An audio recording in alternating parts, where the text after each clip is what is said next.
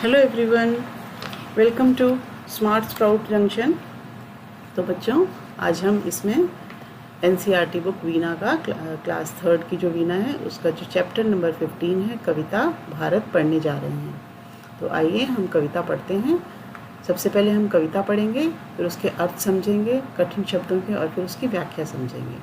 तो कविता का नाम है भारत। यह एक आनंदमयी कविता है जो कि भारत की सुंदरता और गौरव का वर्णन करती है। भारत तू है हमको प्यारा, तू है सब देशों से न्यारा। मुकुट हिमालय तेरा सुंदर, धोता तेरे चरण समुंदर। गंगा यमुना की है धारा, जिनसे है पवित्र जग सारा।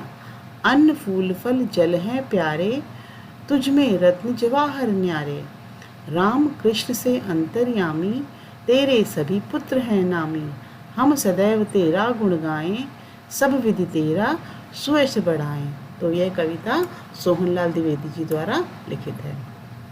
तो आइए हम इनके कठिन शब्दों के अर्थ समझते हैं।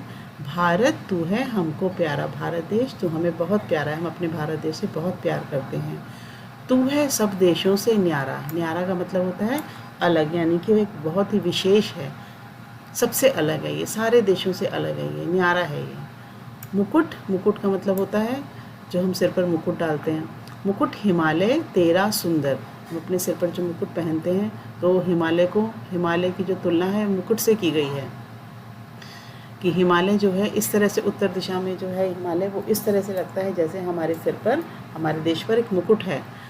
धोता तेरे चरण समुंदर, चरण का मतलब होता है पैर, और जो ऊपर से जो नदियाँ बह बह करके नीचे आ रही हैं, धरती पर मैदान पर आ रही हैं पहाड़ों से उतरकर, तो वो इस तरह से प्रतीत होती हैं जैसे कि वो पर्वतों के चरणों को धो रही हैं। गंगा यमुना की है धारा, बहुत सारी नदियाँ आ रही हैं पहाड़ों से उतरकर, जिनसे है पवित्र जग सारा। गंगा यमुना नदियाँ हमारे देश में बहती, बहुत सारी नदियाँ बहती, गंगा यमुना जो बहती है वो पवित्र नदियाँ, पवित्र नदियों में उनकी गिनती होती, तो वो हमारे देश को पवित्र कर रही हैं। अन्न फूल फल जल हैं प्यारे, तुझ में रत्न जवाहर न्यारे।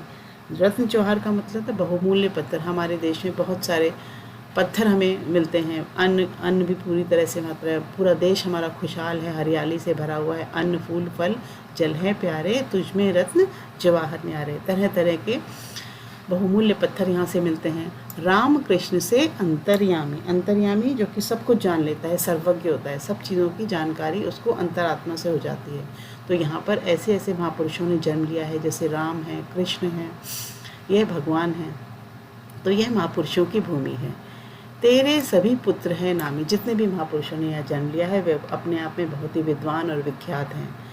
हम सदैव तेरा गुण गाएं, सब विधि तेरा सुयश बढ़ाएं। हम हमेशा तेरी ही आराधना करना चाहते हैं, तेरे ही गुण गाना चाहते हैं, तेरे ही सौंदर्य के, तेरे ही हम विशालता के गुण गाना चाहते हैं। तो यह सब विधि, हम सब तरह से तेरा ही यश गाना चाहते हैं। हे भारत, तुझे प्रणाम है तेरी विशालता के लिए, तेरी सुंदरता के लिए, जो इसमें वर्णन की गई है वह बहुत ही अद्भुत है। तो बच्चों, आपको ये कविता अच्छी लगी होगी। इसके प्रश्न उत्तर और जो इसकी आगे की जो अभ्यास कार्य है वो हम नेक्स्ट जो हमारा वीडियो होगा उसमें करेंगे। Thank you.